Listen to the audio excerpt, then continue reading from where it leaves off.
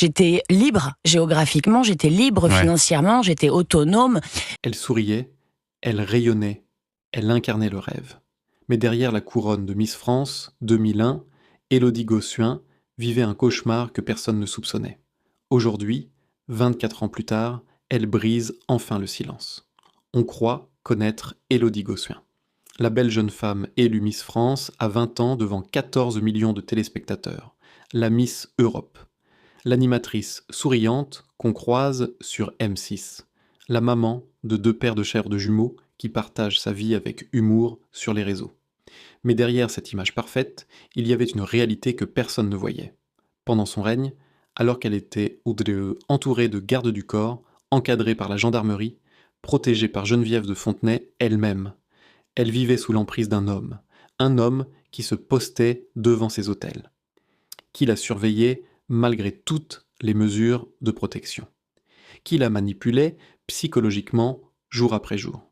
Elle dit elle-même, elle était libre sur le papier, libre géographiquement, libre financièrement, autonome, et pourtant totalement prisonnière.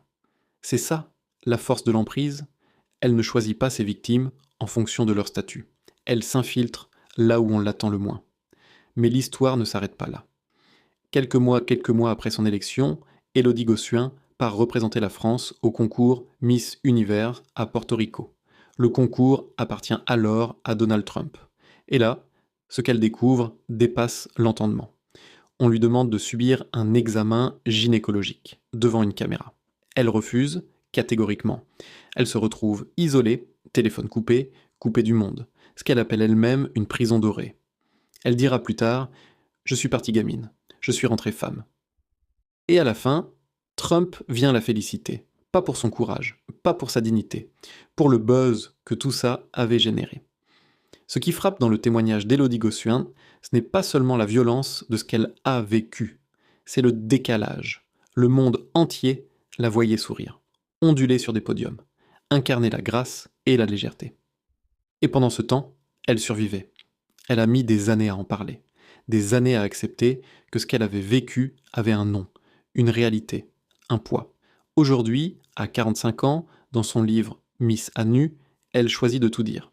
Pas pour régler des comptes, mais parce que, comme elle le dit si bien, parler permet aux femmes de se sentir moins seules. La couronne brille toujours. Mais maintenant, on sait ce qu'elle cache parfois. Et ça, c'est bien plus courageux que n'importe quel sourire de scène.